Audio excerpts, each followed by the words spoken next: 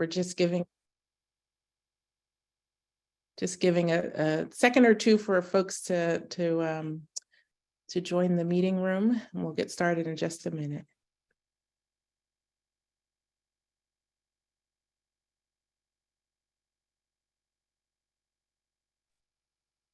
Great. Well, welcome to the Advancing Equity in Pre-K Systems with Family Child Care Providers and Families webinar. My name is Alexandra Patterson. I'm the Director of Policy and Strategy with Homegrown. We are glad to have you join us for this conversation. And if we go to the next slide, I'll tell you a little bit about how we plan to organize the discussion for today. So we'll start with a few opening remarks, and then I'll introduce today's presenters. We'll have a topical discussion that focuses on a review of the mixed delivery pre-K conceptual framework from the Pre-K and Family Child Care Project team, insights from current family child care educators, a discussion of mixed delivery pre-K conditions for success from the team at NIEER, and rounding out the discussions, a few highlights of promising practices. And so next slide. Now I'd like to welcome Mario Cardona, Senior Advisor for the Early Childhood Development and Education on the White House Domestic Policy Council, to share a few remarks. Mario, I'm going to hand it over to you. Thank you so much. Can you hear me okay? Yes. Okay, great. I can never tell. Thank you all so much for having me. It's such a pleasure to be with you all and to discuss the importance of having home-based providers as a part of our system of early care and education, particularly with respect to preschool. As Alexander mentioned, I have the immense privilege and honor of helping lead some of our early childhood work here at the White House Domestic Policy Council. And one of the things that I've been struck by in the time that I've been here is the deep commitment that has been expressed and demonstrated across this administration to make improvements in early care and education, and also the continuing commitment to see transformative investments that are necessary to change the underlying dynamics that we know are untenable in our system of early care and education. And a part of that, of course, is seeking the resources that are necessary to make the improvements that we know are needed, but also to lift up and recognize all the individuals who have been a part of our system for so long and require additional support and recognition too in the work that they're doing.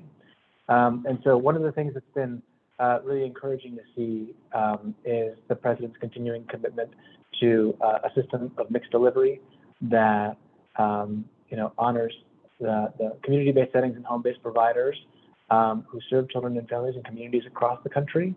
And you've seen that commitment expressed through the Build Back Better framework that the President proposed and was passed by the House of Representatives about a year ago. It was also reproposed as a part of the President's FY24 budget, which also included the largest recommended investment that any president has ever offered with respect to early care and education. And it's also a part of our work that we're driving through the President's historic executive order to improve care. And that's care more broadly, including early care and education, long-term care, and family caregiving. But with respect to child care in particular, we are trying to drive actions that lower costs for families, enhance job quality for early educators, and build the supply of child care providers so that individuals and families have more options as they're seeking care. And as a part of that work, some of you may have seen that the Department of Health and Human Services issued letters to states who are setting their reimbursement rates for those providers who receive Child Care and Development Fund grants that are well below the market rate, and asking them to, at the very least, set them at the 50th percentile of the market rate, which isn't to say that they shouldn't set them higher or set them on the basis of the cost of quality of providing care. However, as we continue to have the system that is based on the market rate, it's important to make sure that there is at least a certain level of commitment that we're providing to all providers, including home-based providers. And if you look at that particular action that the Department of Health and Human Services took, it seeks to really increase the support that we're providing to home-based providers, particularly those who are offering services to those who are preschool aged. If you look at the current levels of reimbursement for home-based providers serving preschool-aged kids, in some states it's at the 7th percentile of the market rate, 11th percentile of the market rate, 12th percentile of the market rate, which is simply unacceptable. So I'm so pleased that you all are having this conversation. We are with you, and we are certainly happy to see that in a number of the parts of the country that are advancing high quality preschool access for 3 and 4-year-olds, that they are leveraging home-based providers. And for those who aren't, my hope is that many of you who are working in this field are talking to local and state decision makers to let them know how important it is that home-based providers are at the table and are a part of any expansion of services that are provided in local communities. And so with that, I'm happy to turn it back over to Alexandria. Thank you again so much for having me. Pleasure to be with you. Thank you so much, Mario. And if we could go to the next slide. I want to just take a moment and thank our webinar co-sponsors, both the National Association of Counties, as well as the National Association for Family Child Care. Next slide, please. Before introduce our presenters, I just want to give you the opportunity to introduce yourselves in the chat box. So if you would, you can share your name, your organization, the state that you work in, and that will be our way of ensuring that participants have the opportunity to introduce themselves. I also want to let you know that we will be using the Q&A function for this webinar. So if you have a question, please look for the Q&A button along your Zoom taskbar to drop your question for the presenters into the Q&A section of this webinar platform. And so now I'll tell you a little bit about who the presenters are. So today we have joining us Adrienne Briggs, Annie Gonzalez, and Keisha Ballard, all family child care educators delivering pre-K services in their states, and they'll share with us a bit about their experience as pre-K providers. We also have Ioma Iruka from Equity Action Research Coalition and Samantha Melvin from Erikson Institute, who will present the findings of the pre-K and family child care project team. And we are also grateful to have the other members of that team in the chat box, and they will be helping to answer questions throughout the presentation. And finally, we have Gigi Wessenfield and Erin Harmeyer, who will share the work of the team from the National Institute on Early Education Research. And in just a second, I'll add the bios for all of the presenters and project team members into the chat box. But with that, I'm going to turn it over to the Pre-K and Family Child Care Project team to get us started. Awesome. Thank you so much, Alexandra. I'm so glad to see a lot of you virtually, of course, here, especially as the summer gets hot. And of course, thank you to Mario for his remarks and just really appreciate all the work that's happening at the federal level. So what I'll do for the next couple of minutes is really give you a high level of our mixed delivery conceptual framework. And I think somebody from the team will put the link into the brief. So next slide, please. So this is just to give you a quick sort of highlight of who's part of the Pre-K and Family Child Care Project. Julia Bromer, Erikson is the lead with Samantha Melvin at also Erikson, as well as obviously myself and Janelle Morgan at UNC with the Equity Research Action Coalition, and Rena and Jason at University of Delaware. So welcome to our whole team. So with the last couple of minutes I have, I want to just give you a sense of our sort of principles that we were operating through, and then a little bit of the conceptual framework. Next slide, please. So really just, just high level, again, the brief, the link is in the chat. And so I really encourage you to download it and read it. But really what I just want to emphasize is that we created principles really to be clear among ourselves, funders, partners, and others, to really use a critical lens to position this project and how family childcare providers and settings are really instrumental. We know that high quality family childcare can and does deliver on the promise of early education, and is often a choice for many families. There are many strengths to family childcare programs that can actually add to pre-K programs, from their small group to their home-based settings to their flexibility for families, and providing individualized care responsiveness to families and children. And of course, considering that the vast number of children and families served live in isolated regions, potentially in tribal lands, and also in other urban dense settings, that we really need to make sure that we promote, as well as I would argue, protect and preserve family childcare settings and educators as really a visible and essential component of early care education. And really we need this lens to make sure we have access and create access for pre-K for families living in many different kinds of communities. Next slide, please. So really moving to the fourth principle, we in the conceptual framework, we try to really be clear that we can't try to fit a square peg into a circle, right? So really what this means that we have to sort of, to ensure an authentic mixed delivery pre-K system that includes family child care, it really requires us to really have an intentional differentiation of resources, the kind of standards we have, the compensation structures, and really that supports family child care to be able to provide high quality pre-K programming. We also know that children thrive when they experience continuity of care. And so the fifth principle really is that authentic mixed delivery pre-K systems should not displace the continuity of family child care that they offer to families. And then finally, and most importantly, is that we must recognize the racism and sexism and classism, arguably, that exists when talking about family child care.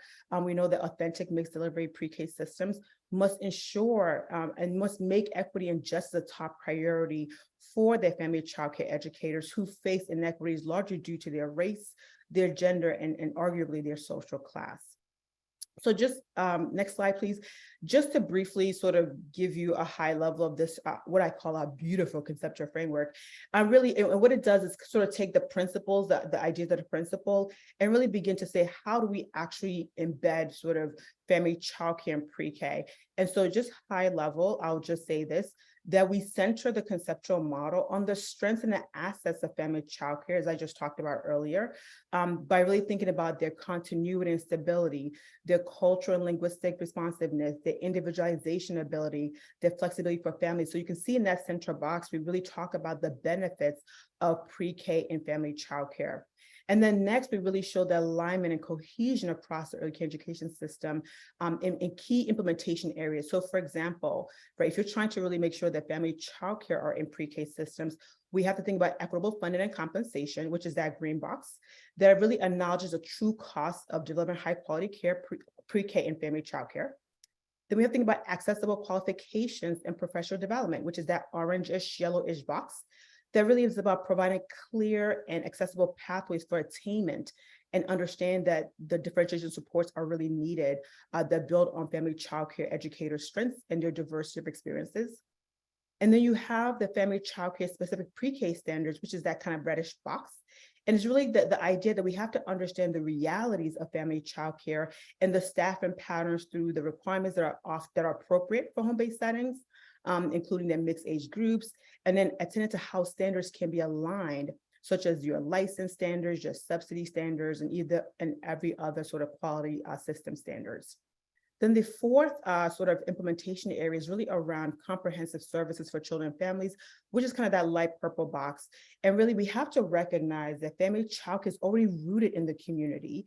And so this means that this requires providing support for family childcare to really establish those sustainable infrastructure to provide those comprehensive services like screening, referrals, and all these other services. And then finally, really, we talk about streamlining data and monitoring requirements, that darker purple box.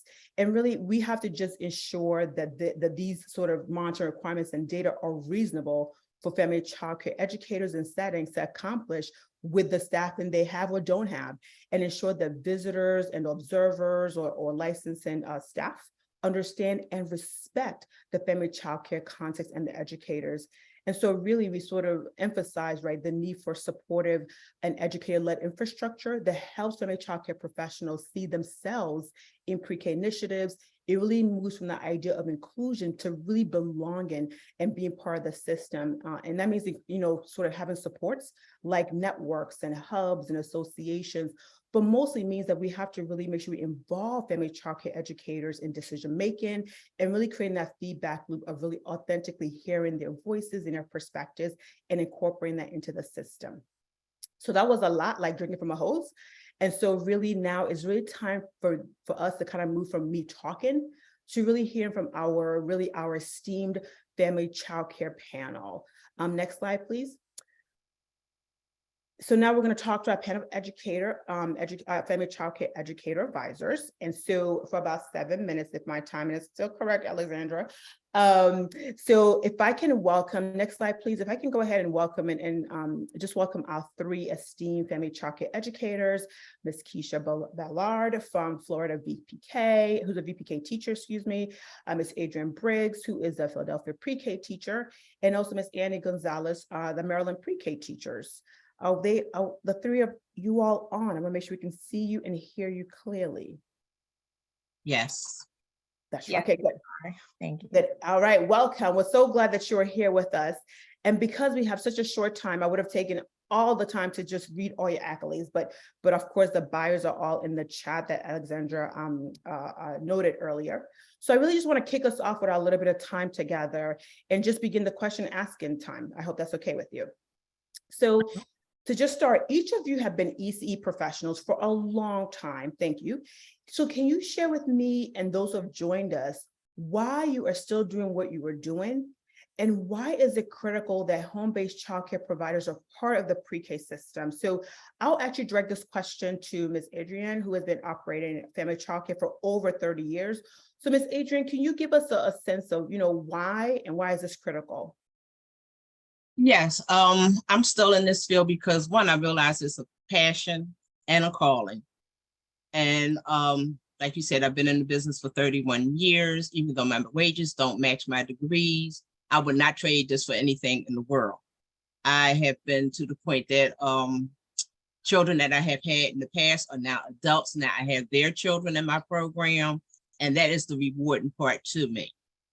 It cancels out anything else that's going on. It's just the fact of being able to see them and even hear the parents' stories of when they were in my program, when they share with the other parents that they might not know, or even when they come in, it's like sometimes it's a reunion because they grew up here and now they're here with their children and they like, oh, I remember when, or you still have, or you've changed this. So it's just so rewarding just to have this opportunity to continue to have an impact on the children and their families. And the other part was about why is it critical? That's right. Mm-hmm. Okay, so as I said, as you stated earlier, with the continuity of care and everything else that you mentioned, it is extremely important to offer pre-K and family child care, because most of the family home-based providers have the children from birth. And if we don't offer pre-K, then they have to leave our programs at 3 years old. That is a very critical time in a child's life. Parents have just really become comfortable with the children being in your program. They built a relationship with you. The children have relationships with you. And then at 3 years old, now they have to be shipped out somewhere else. The majority of home-based educators are educators that are educated. And we have been in this, and we're the face that the parents are always seeing. Where they're in a center or something, that might not be the same person every day, might not even be the same person every week. So we are here educating these children, preparing them for life, preparing them for kindergarten. And it's extremely important that we get that support and have the opportunity to offer the pre-K systems and the program that the children and families already know. Thank you so much for your response. And first of all, just thank you for just all that you have done and continue to do for our children and families. And I just want to emphasize just how you sort of talked about your relationship with not just your children, but the families when they were kids, and sort of the memories and those beautiful memories that comes forth. I also want to emphasize your note that you have a lot of experience that does not match your paycheck. So that's a huge part that we have to continue to address on that. Thank you for flagging that. And then finally, just that you sort of just, I think, reminded us that children need that continuity with sort of high quality, providers like yourself, and sort of ensuring that we maintain that continuity as long as possible for children to thrive. So I just want to flag that for those who are with us, just the critical nature of the work that you have been doing and those in your space. Thank you. So with that, I want to sort of go to our next question and really point it over to Ms. Annie. So Ms. Annie, when you heard a little bit about what I shared earlier about the strengths and the assets of home-based childcare, which you also heard from Ms. Adrienne, is there more you want to add or provide an example as to how this may show up in your program and with the work you do on behalf of children and families? Hi, sure, yes, and thank you for this opportunity. I am a firmer believer that pre-K in a family childcare setting is possible. And just as you guys have been mentioning from the very beginning, one of it's probably included already in the framework where higher quality care is one of those things we are able to offer as family childcare providers doing pre-K. Another important aspect that I believe is Adrian mentioned, going to the critical time when they have to leave our programs, social emotional support. That is critically important before they go to a bigger setting where they have to be ready to follow guidelines, rules at school, be it in a larger group. In a family childcare setting is a smaller group, we are able to provide more one-on-one for those children. And when they are 3 years old, when they're 4 years old, I think that's what they need before, more preparation before giving that biggest step into the school setting. And just to provide an example of how flexible we can be in a family childcare, because you mentioned also flexibility in a framework. Just one of these days, one family called me if they can drop off their child earlier because one of their siblings was sick. And I was just thinking while you were talking about how flexible we can be in a family childcare setting. If that was the case in a school system, they can call and say, hey, can I, my child can stay later, or can I drop him early because we have a family situation? That's when we come to support. That is possible in a family childcare setting. We support families. We are able to do so. So, and there's many other situations where we have to come and stand in front of the family and say, of course, we are here for you. And at the end of the day, we all agree we become part of their families. Thank you so much for that, Ms. Annie. And I just got the chills when you just mentioned, right, the idea of the flexibility, and it's both the flexibility of the space, the flexibility of your time, your energy, and your emotional connection to children. I think that can be, undersold because, families, is always something happening, right? Something happens with your car, your house, your food, the work. And so being able to call on family childcare educators and programs to be able to allow for life to happen, I think it is just such a powerful thing that we need to talk more about.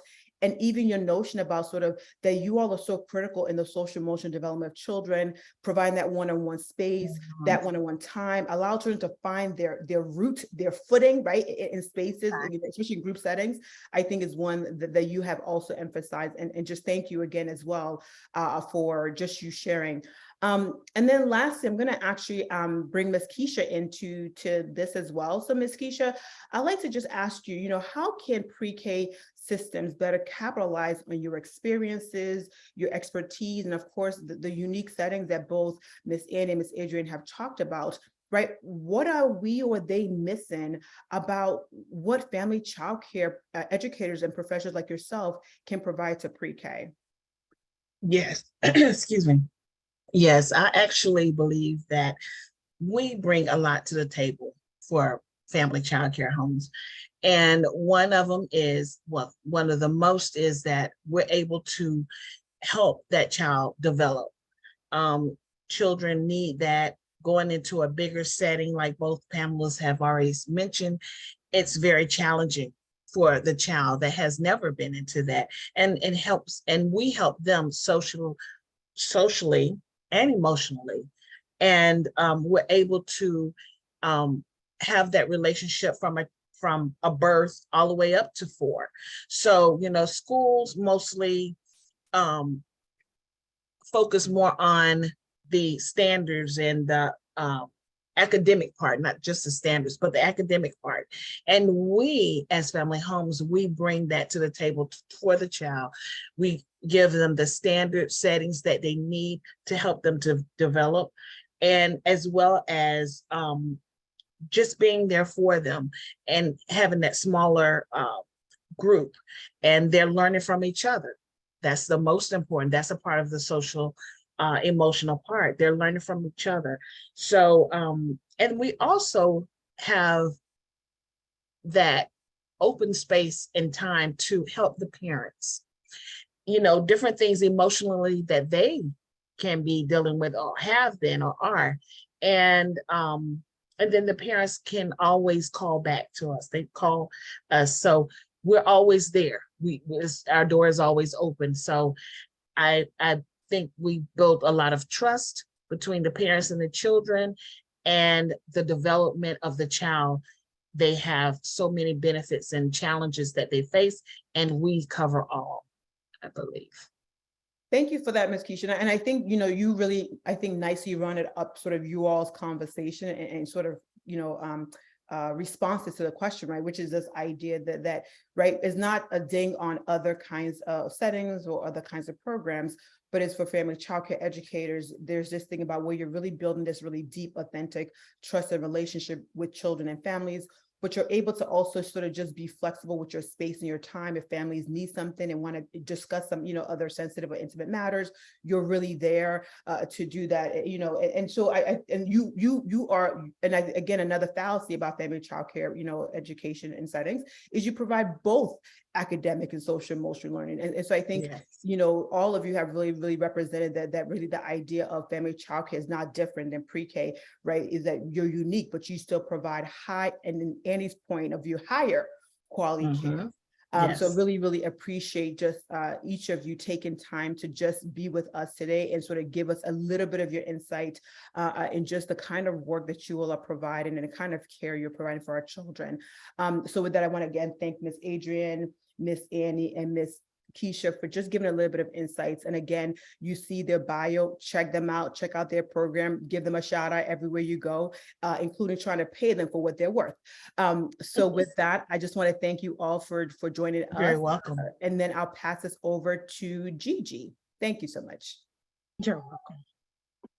Thanks, Ioma. And it's really hard to follow the educator advisors. I really want to hear more from them, but we really do appreciate all of your insights. It really helped us in doing our work that I'm going to talk about now.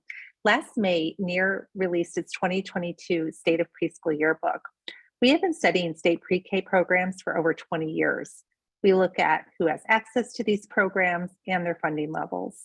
In addition, NIEER has developed a set of research-based policies that are the minimum needed to establish a high-quality pre-K program, commonly referred to as the NIEER benchmarks. One of the characteristics of state preschool programs is that all states, except for one, operate in mixed delivery settings. Each state defines what an approved setting may be. It could include public school classrooms, a Head Start classroom, a community-based preschool, and even a family child care home. A few years ago, my colleague Ellen Freedy and myself examined the degree to which FCCs participate in state pre-K systems.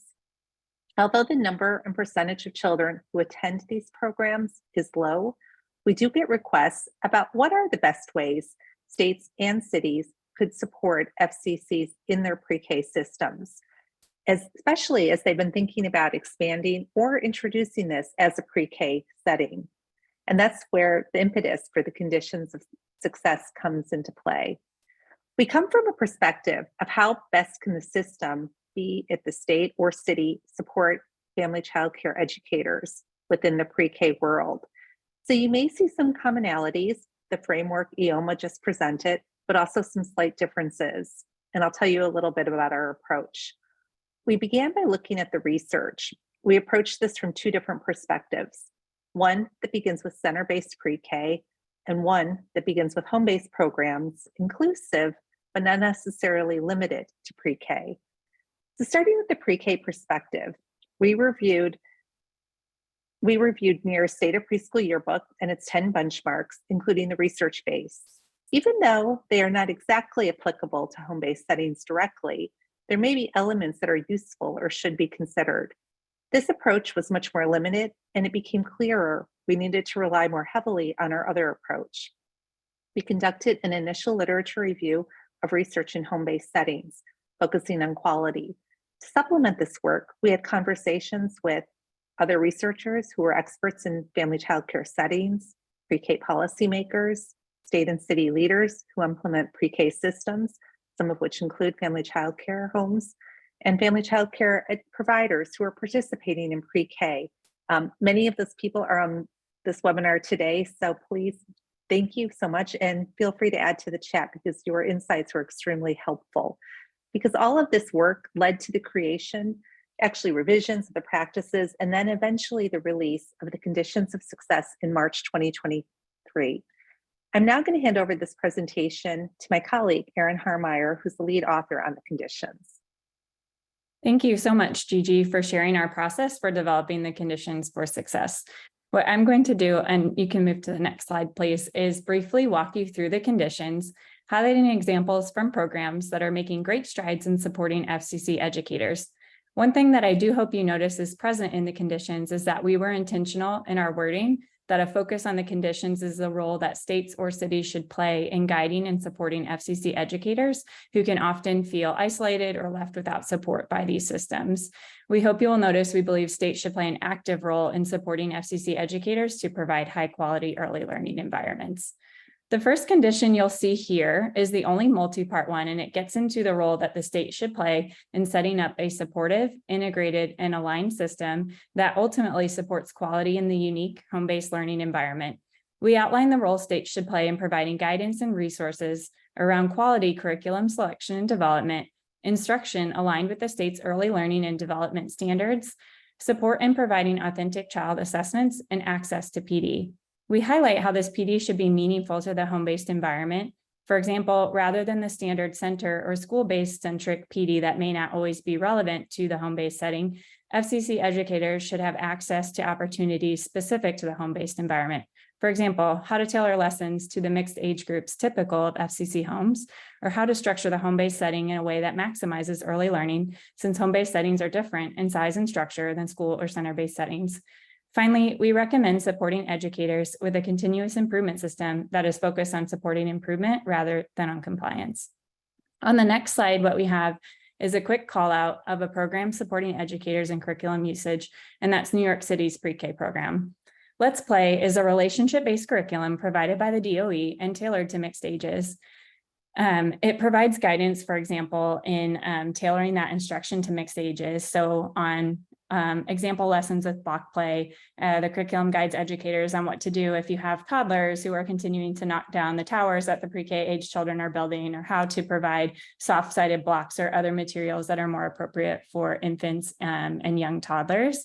In addition, the unit overviews are specific to how the home-based setting may differ. So for example, next month, all pre-K educators are gearing up with a unit focused on community building, and the Let's Play curriculum has guidance on how building a community in the FCC home may look different for an educator who has some children who have been there since infancy and others who are just joining the setting, which of course is different from a classroom-based setting where all the pre-K age children may just be joining a new class altogether at the same time and building that curriculum or building that community together. On the next slide, I'll get into our set of conditions that get into workforce qualifications and compensation and the role states can play in setting up structures that support high quality learning environments. For condition 2, we recommend that states support FCC educators in obtaining at minimum a bachelor's degree with specialized knowledge in effective practices in a home-based setting. Much research points to a relationship between teacher qualifications and the provision of high quality learning environments for young children. It follows that teacher qualifications should not be expected to have an effect in isolation, which is why for condition 5, we highlight something that Adrienne brought up earlier, which is we argue that the state should have a system in which all pre-K educators, and including FCC educators, are provided equitable compensation and benefits. Although defining what is adequate compensation for each state is difficult, we do know that attracting and retaining strong educators requires compensating them equitably and adequately. Conditions 3 and 4 on this slide focus on how states can support FCC educators to structure the learning environment in a way that supports quality. With condition 3, we focus on how states should support educators to offer learning for mixed age groups, a hallmark of the FCC setting and something that's typically important to parents seeking this environment for their children. With condition 4, we focus on how appropriate group sizes and ratios should be developed by states that allow FCC educators to operate a viable business, but one that also supports high quality learning.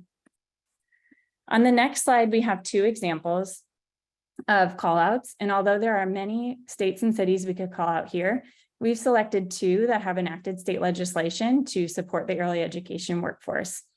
Even though Maine does not currently have FCCs participating in their pre-K program, the state supports educators, including home-based providers, through funding, training, education, and career pathways that may lead to a BA degree. New Mexico provides pay parity to early childhood educators who work as teachers or directors in a non-public pre-K setting, including FCC educators. The pre-K program must be funded with state dollars. Next slide, please. On this slide, we outline the next 3 conditions, which talk about structures and systems states can set up to support educators in linking families with the types of resources that we know high-quality pre-K programs prioritize. We know children's well-being is not dependent only on their cognitive development. Physical and mental health are important as well, and we outline that states should support FCC educators in linking families to screenings that support these facets of overall child health. In condition 7, we outline that states should support educators to facilitate strong relationships with families. Building relationships with families is something we know from research is already a strength of FCC educators in particular. I know that Adrienne talked about this, and I saw Crystal mentioning it in the chat as well. We also know from research that being the sole source of support in the care setting for families can be uniquely stressful for FCC educators as well. By providing resources and maintaining these relationships, states can support FCC educators to build on the strengths that we already know they possess and which ultimately benefit child development. In the last condition on this slide, condition 8, we outline that states should also provide guidance and support to FCC educators in fiscal and business management and sustainability. Research has shown business management training to be effective in supporting FCC educators' self-reported business management strengths.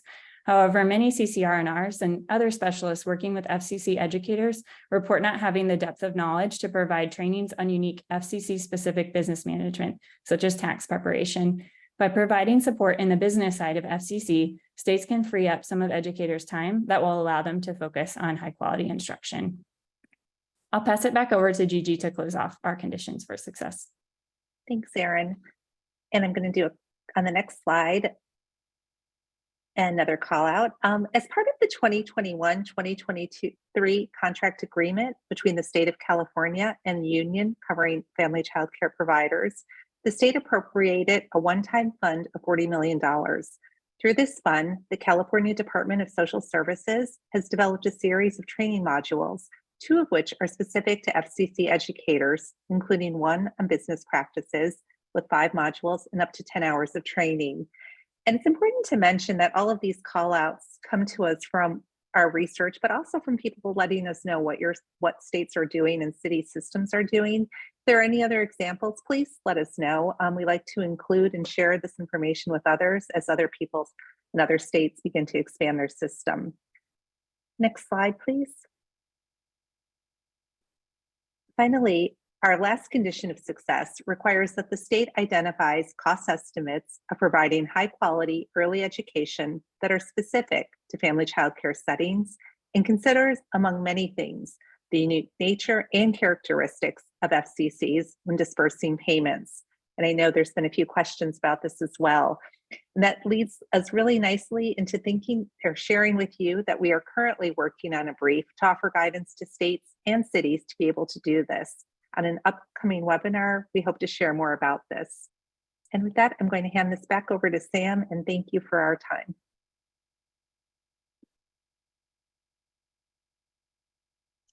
Thank you so much, Gigi, and thank you to everyone who's presented so far, especially to our educator advisors, to our colleagues at NIEER, Homegrown, Foundation for Child Development, who is also funding this work and on this call, and most importantly, everyone in attendance today. I am loving the chat and just enjoying all of the educators sounding off there. So if you're not watching the chat, please continue to do that.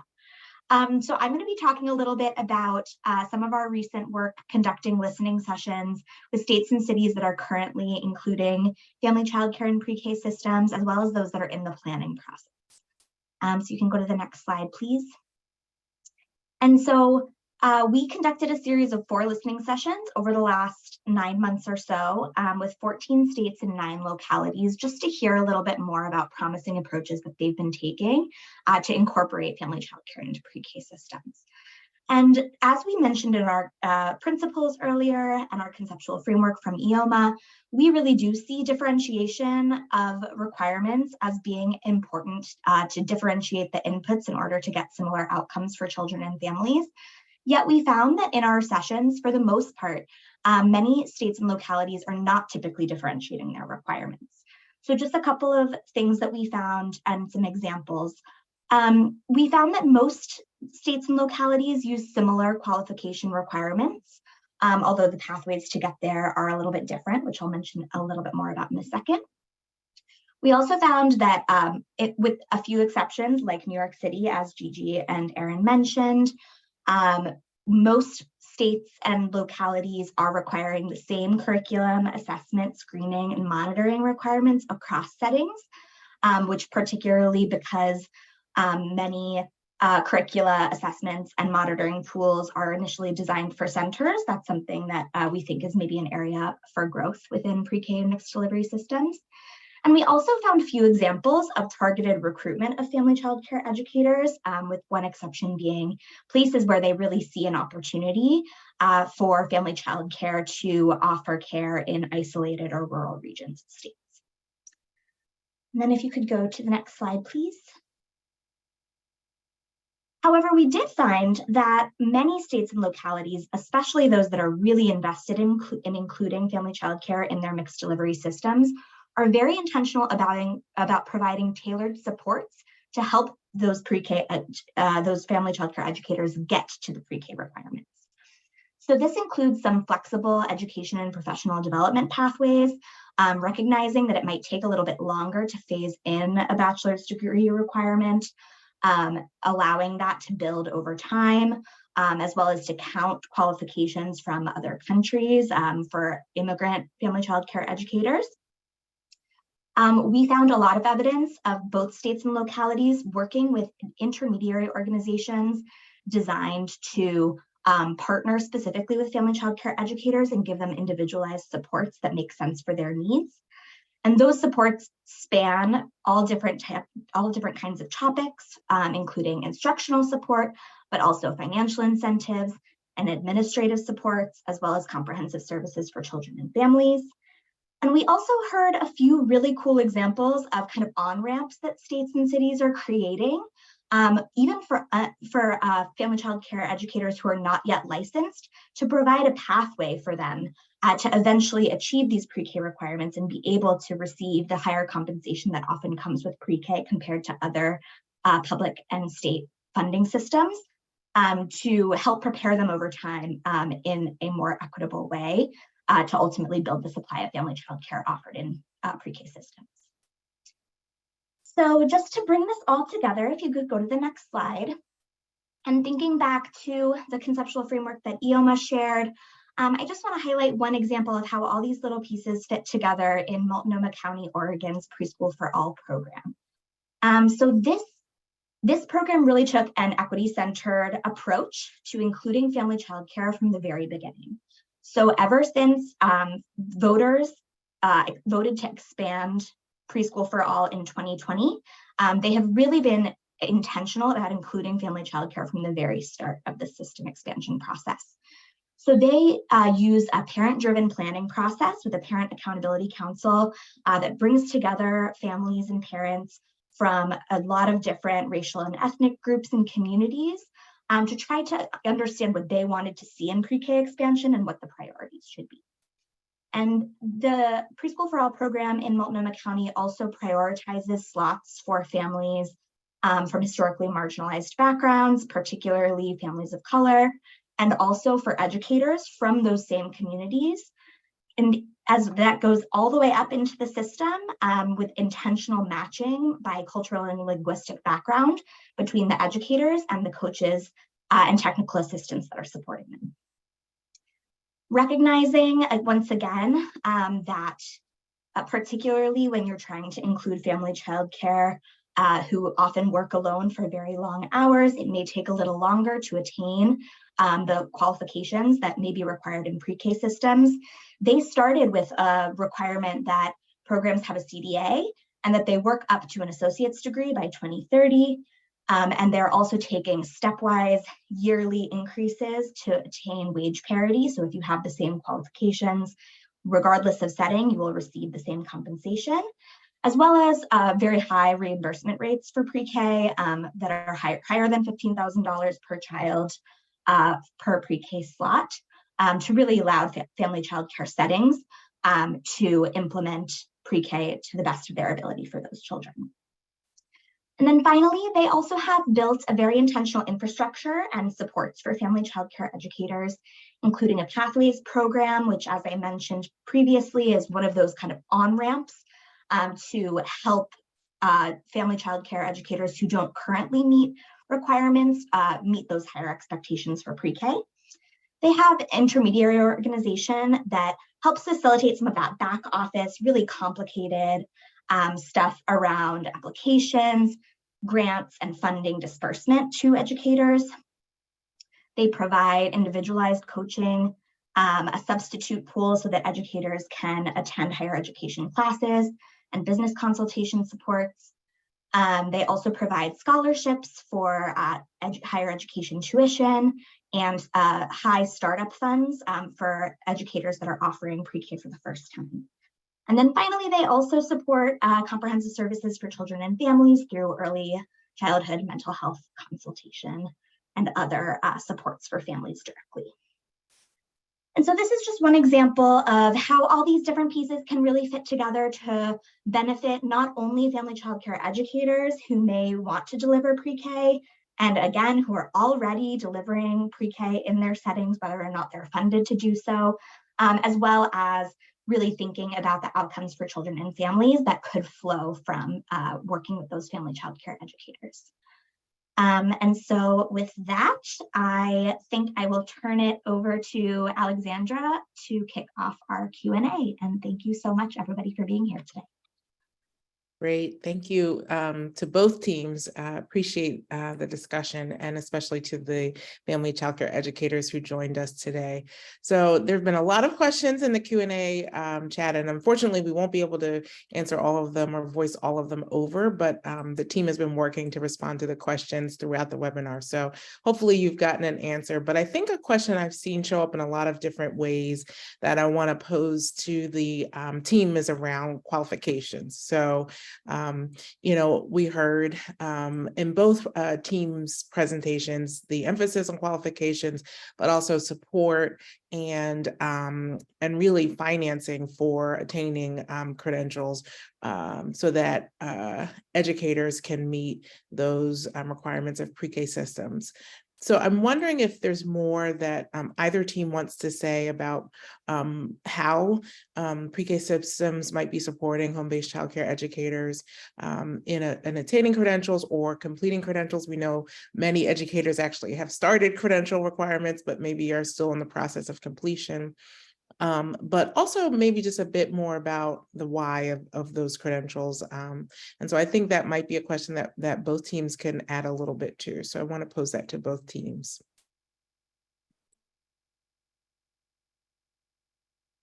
Who'd like to go first? I see you. Okay, Sure. great. I could jump in first on the why piece, why we make that recommendation in the conditions for success.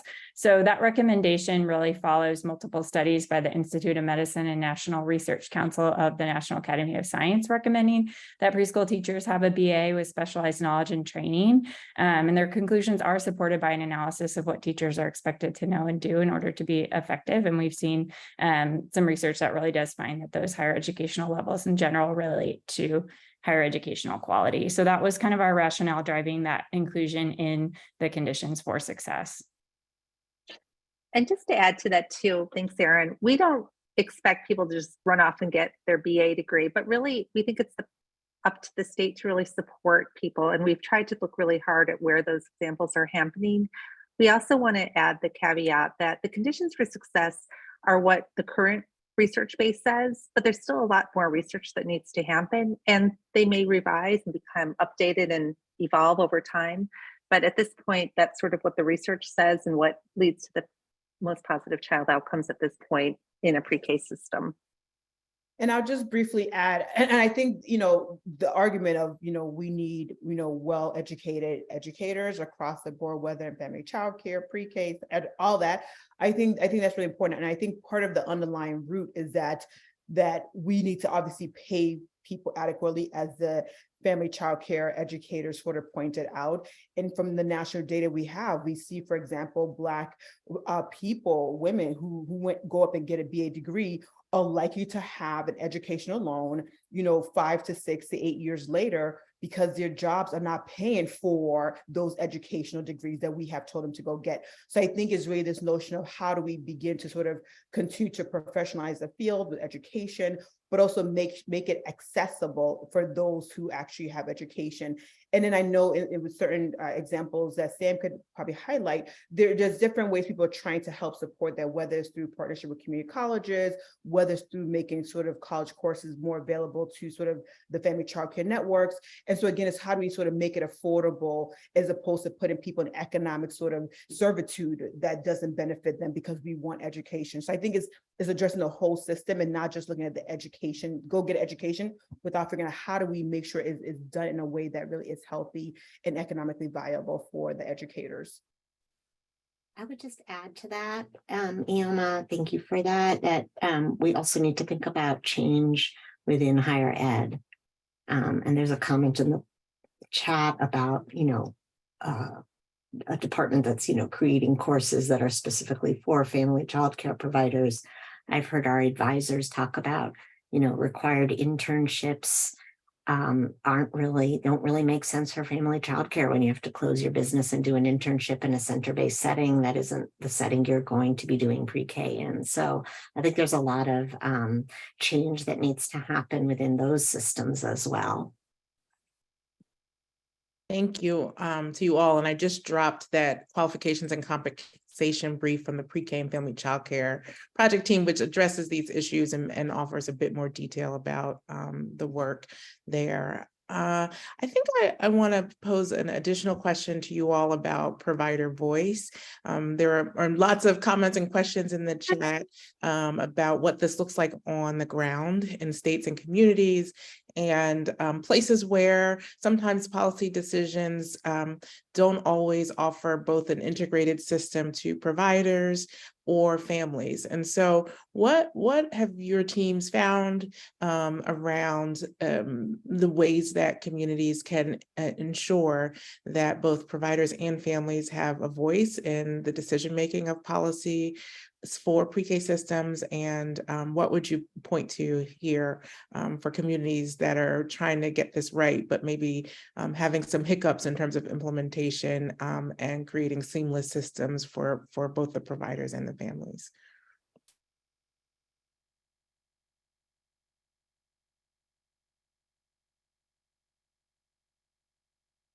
So I'll briefly just jump in, and obviously the rest of my colleagues and add in. I would say some of the things that we are seeing is sort of where you actually create actual infrastructure positions. So if you really want to ensure that providers are part of it, you kind of have to actually institutionalize it, right? Because people have been doing a lot of let's bring all the voices in, let's give that space, but that sounds good, but in reality, what happens is you bring all those voices in, but the question is how much are they marginalized or how much are they integrated? So when you actually create official spaces and sort of positions, we've seen certain departments be created, even if it's not large departments, but be created with that as the title, but also they compensate, right? So they adequately compensate, not like your $10 an hour, but really compensate. Because if you really believe that those voices are important, you actually provide the right compensation for that. So we have seen some of that mixture.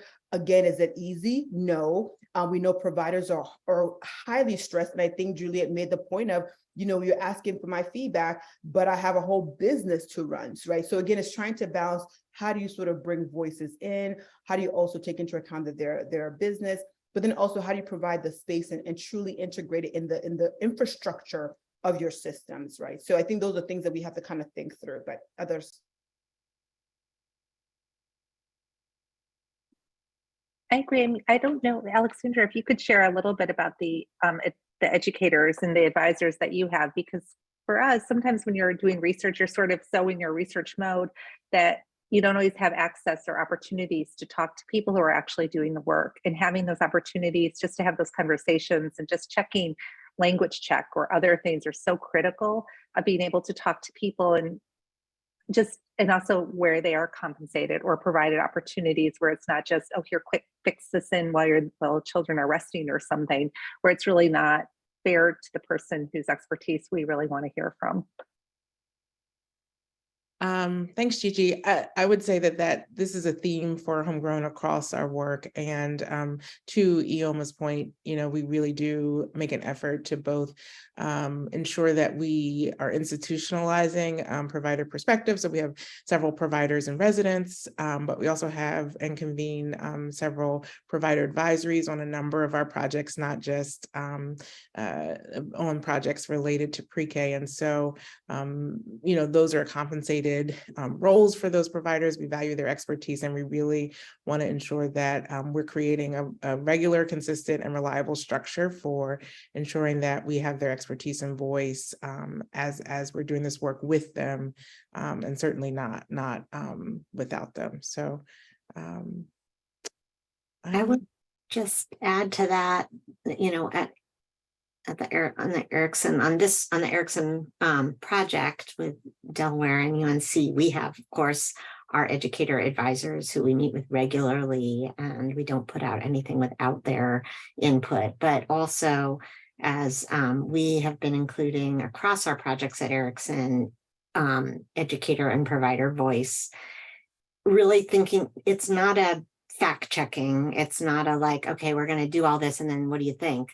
But it's really coming in at the beginning and helping us design and think through. And that's really like that's our goal, right? And if we think about systems, it's one thing to have a system already in place. There was a comment I read somewhere. It's hard to keep up with the chat about, these systems already exist and they've already excluded so many people. And then you bring people in to try to make them fit into these systems that don't work for them.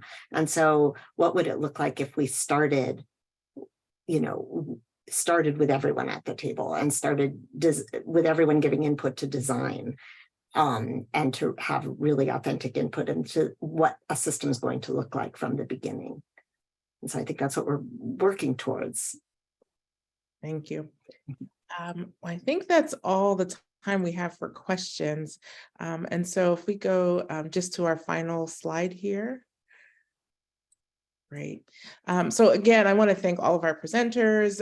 Thank you to Mario from the White House Domestic Policy Council for joining us, as well as to both the project teams at NIEER and the Pre-K and Family Childcare Project team, along with our wonderful family childcare educators, Annie, Adrian, and Keisha. We're so glad that you were able to share your insights today and the work that you've done to date on this. You probably heard through both presentations that there's more to come. So both teams continue to work on this issue, and we'll be conducting focus groups and collecting information from communities around the country about how folks are wrestling with mixed delivery pre-K and what solutions are emerging. And so please definitely stay in touch with us. You're welcome to sign up for the Homegrown newsletter if you have not done so already. We will certainly be featuring updates there, but I also asked both project teams to share contact information in the chat so that if you have specific state examples that you're aware of, or county examples, or even city examples that you want to make sure that we know about and have an opportunity to lift up in any future products from both teams, that you have the opportunity to share that with us. And so with that, thank you so much for joining us today. And we appreciate the lively discussion in the chat and your engagement with this work. Thank you, everyone.